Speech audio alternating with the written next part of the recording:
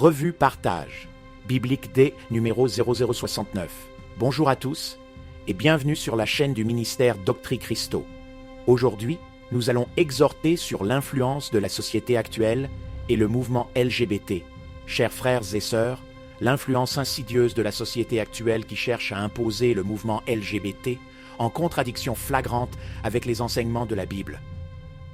Il y a quelques jours, j'ai regardé par intermittence la cérémonie d'ouverture des Jeux Olympiques de 2024 en France avec mes enfants. C'était la première fois depuis des années que je regardais cet événement, par simple curiosité.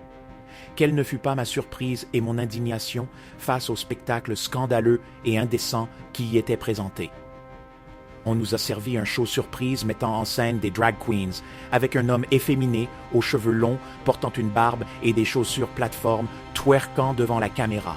Quelle horreur! Ce spectacle est un exemple parmi tant d'autres de la manière dont la société moderne tente de normaliser et de glorifier des comportements et des modes de vie contraires aux valeurs bibliques. La Bible est claire à ce sujet.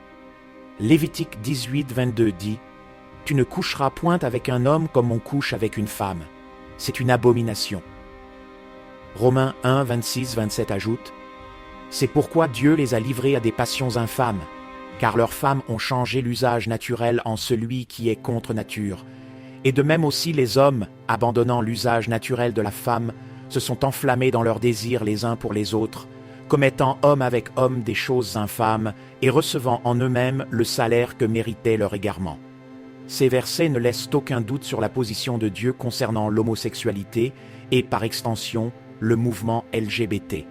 La société actuelle, en promouvant ces comportements, se place en opposition directe avec la volonté divine. Il est important de comprendre que cette influence n'est pas seulement visible dans des événements de grande envergure comme les Jeux Olympiques, mais elle est omniprésente dans les médias, les écoles et même certaines politiques publiques. Elle cherche à normaliser ce que la Bible condamne et à corrompre les esprits, y compris ceux des plus jeunes. Nous, en tant que chrétiens, devons rester fermes dans notre foi et nos convictions. Nous devons protéger nos familles et enseigner à nos enfants les valeurs bibliques. Nous devons prier pour la force de résister à cette pression sociale et pour la sagesse de vivre selon les préceptes divins, même lorsqu'ils sont en conflit avec les normes culturelles contemporaines. Rappelons-nous les paroles de 1 Corinthiens 6, 9, 10.